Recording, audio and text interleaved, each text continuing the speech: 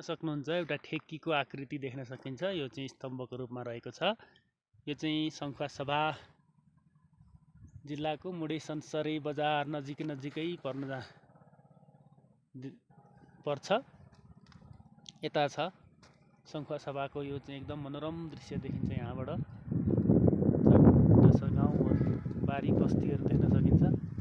उतापट्टि चाहिँ हाम्रो तेह्रथुमको बसन्तपुर बजार, त्यसैगरी टुटे देउराली हुँदै यहाँसम्म आउन सकिने बाटो रहेको छ। त्यसैगरी यहाँ हरियाली जङ्गलमा चाहिँ ठेकी एउटा चट्टै हेरौँ न। ठेकी चाहिँ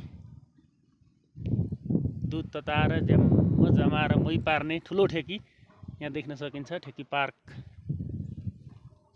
भनिन्छ, सायद यसको नाम ठेकी पार्कै हुनुपर्छ। ठेकी छ यहाँ होइन, एउटा स्तम्भको रूपमा यहाँ ठुलो ठेकी देख्न सकिन्छ।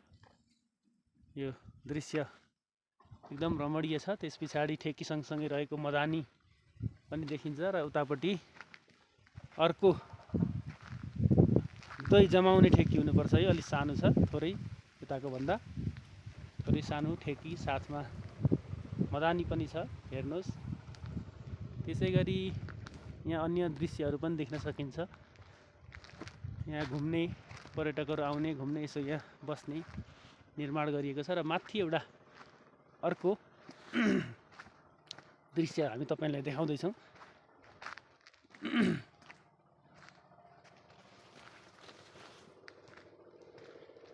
यता चाहिँ के छ ल, यता पनि ठेकी नै छ। ठेकीमा मदानी ढक्कसँगले। यहाँ अलि सानो ठेकी छ, यो चाहिँ दही जमाउने ठेकी हुनुपर्छ।